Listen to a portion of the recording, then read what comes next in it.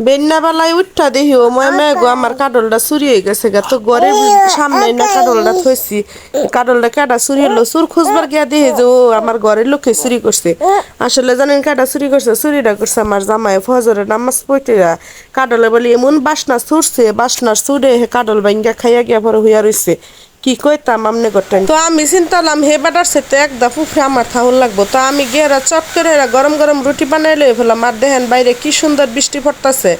তো আঙ্গ এদিকে আবার কাঁঠাল দেয়া রুটি দেয়া তার কাঁঠাল দেয়া চিতই পিঠাটা খাওয়ার এটা একটা ঐতিহ্য আছে তো আঙ্গ গাজীপুর এলাকার মানুষে খায় আপনি কোন কোন অঞ্চলে খায় কমেন্টের মাধ্যমে জানাবেন আর কি স্বাদ যে লাগতাছে অনেক দিন পরে পুরান স্মৃতিচারণ করতেছি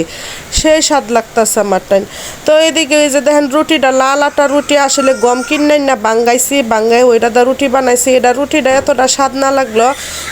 খাওয়া শরীরে লাগে অনেক উপকার তো এই তো দেখেন কাঁঠাল খাইতে খেতে প্রায় শেষের দিকে আর এই যে দেখেন বৃষ্টি এরম ঝড় বৃষ্টি শুরু হয়েছে বলার বাইরে মনে করলেন যে না জানি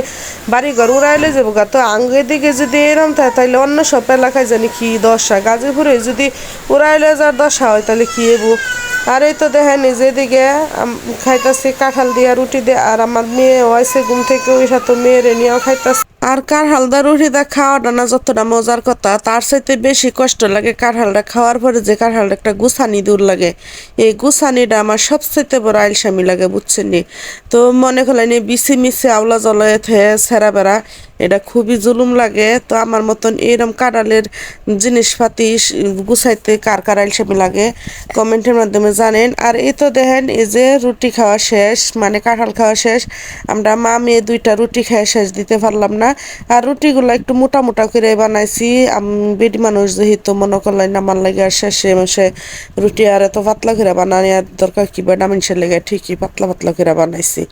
তো আজকের মতো এ পর্যন্তই ভালো থাকবেন সবাই আল্লাহ হাফিজ।